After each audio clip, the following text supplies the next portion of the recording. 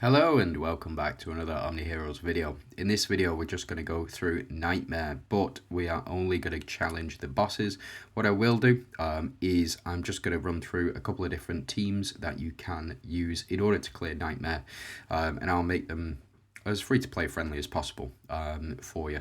I will throw in another team that I think is absolutely top quality, and that if this is the team that you should be aiming for as you progress through the game. So let me go ahead, build a couple of teams, and then we'll take it from there. Okay, so first team, this is relatively a meta team. I would suggest that all of the units except for Cleopatra are available in the Oracle shop for you to pick up. So you should have, if you're sort of 6 months in, which is, where a lot of players should be, or past that. These are the units that you really should be aiming towards, getting Dahlia, getting Gaia, getting Pandora, Mulan, and again, Cleopatra is a bit of a different, there's a different way of getting Cleopatra, but what I would suggest, if you do want to, or you don't have a copy of Cleopatra, pop Atrops in this particular spot.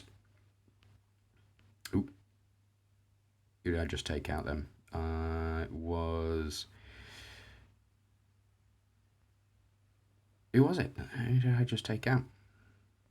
Ophelia, maybe? Hold on. What a fool I was. It was Pandora.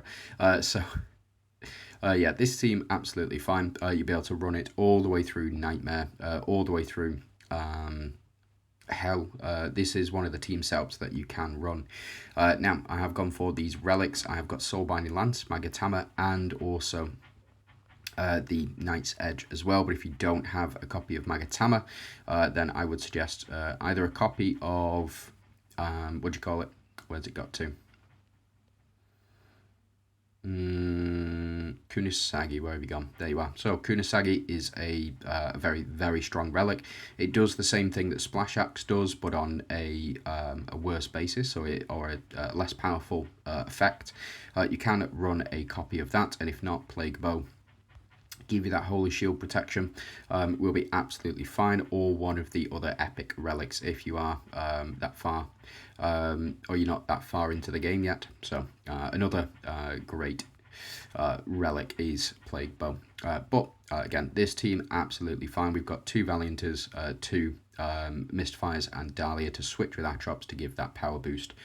So let's jump in. Let's see whether or not I am chatting Maka, or whether or not this team is actually viable. We'll watch this run, and then I will go ahead after we've beat it, and I will, what do you call it?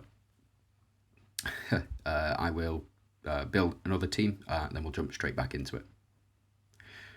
So yeah, as you can see, corrode stacks have been applied. We do get our relic procs as well, reducing the amount of damage that enemies can do. We also get Magatama to proc as well. We apply this karmic fire as well as burn, as well as corrode. So multiple instances of burn. I didn't go through it, but these are the relics that I would use, or sorry, the artifacts that I would use.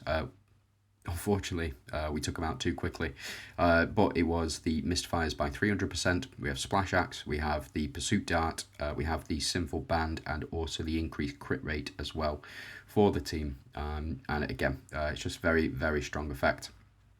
Splash Axe effectively does a lot of work in this particular team. So let me go ahead and build another team, and then we'll jump straight back in.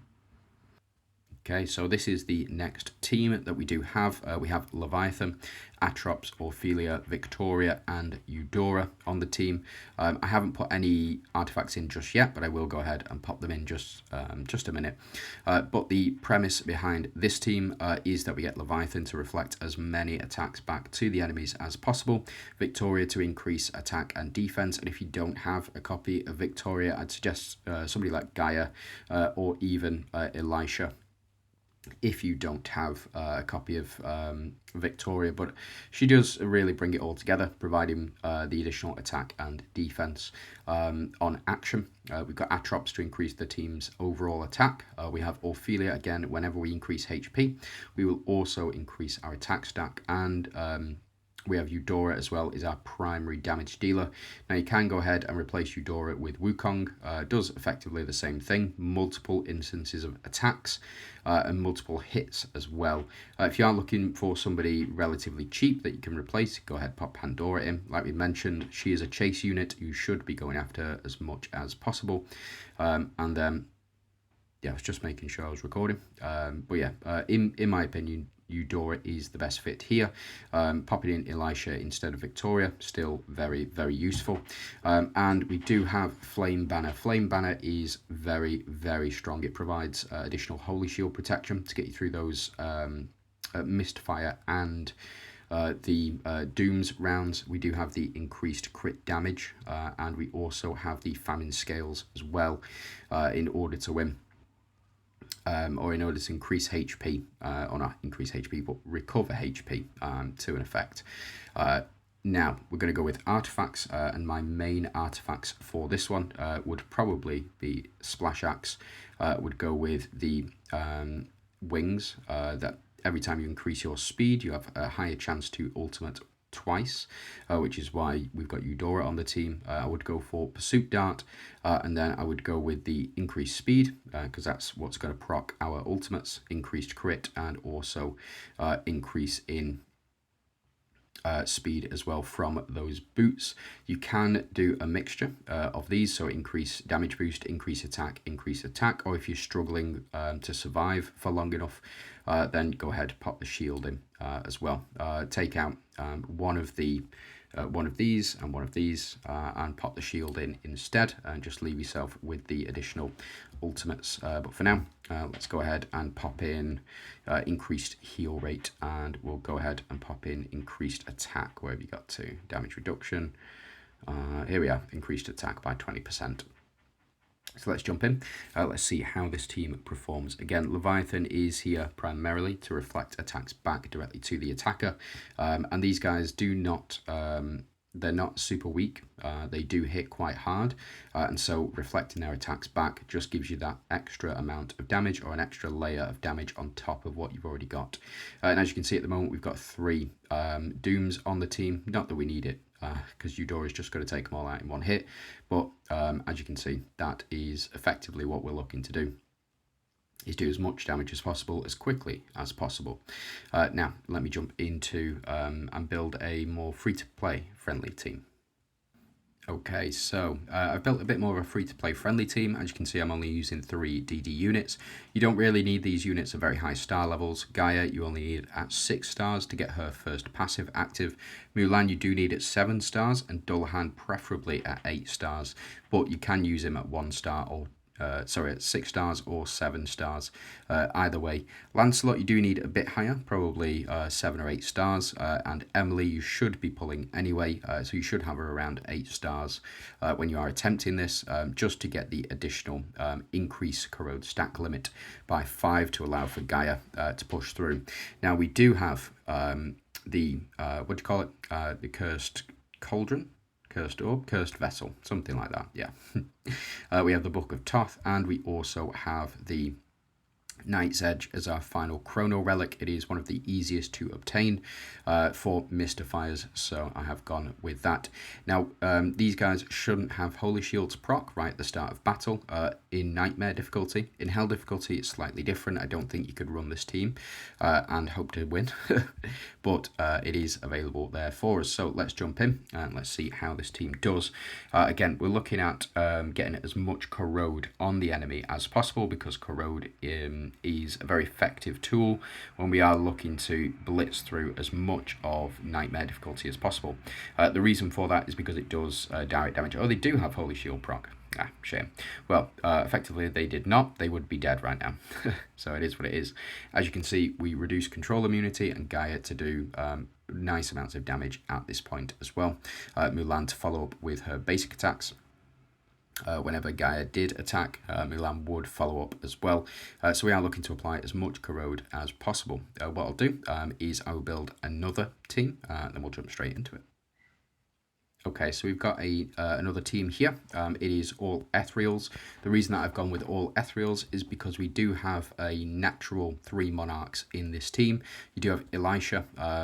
you do have Dorabella and Portia as well.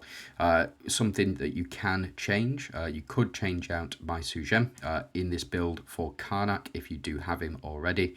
So Karnak is a very, very powerful unit in that he heals every time, or the rest of the team heal every time they get a critical hit, so can help you survive for much longer.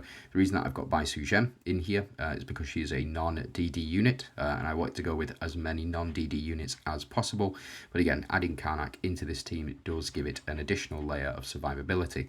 Now I've gone for Chaos Orb, so every time we get a crit, we'll get additional relic energy. We do build up to get Excalibur as quickly as possible, or we want to get Excalibur as quickly as possible, and Famine Scales for healing. Now if you have already got Karnak, you would go ahead and replace it with the Demon Bane Whip, but it is more the healing that we're looking to get from the Famine Scales here for this particular build.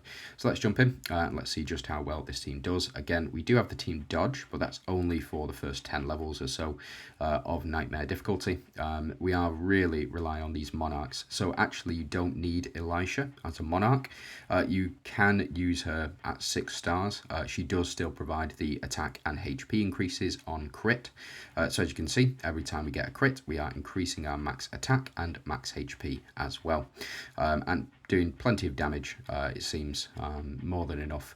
Now we do increase our crit rate here by quite a large margin, and as you can see, every time we get a crit, we are doing a lot of damage. And something to note, every time Portia receives any healing, speak of her and she will appear, every time Portia receives healing, she will increase her own attack based on the healing received as well, and based on her own attack. I believe it's up to 30% or 40%. I think they changed it last season.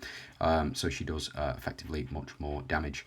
So that is where I will leave it actually for today's video. I've given you plenty of teams, plenty to think about when you are running through Nightmare. These teams absolutely fine. The Monarch synergy in this team really pulls it all together. So if you can get them all up to 8 stars, I definitely suggest you would, but you only need Elisha at 6 stars for that HP and attack increase on crit. So just something to keep in mind. Now, again, that is it from me. I want to say thanks very much for watching. Hope it's been informative, and you have a great day.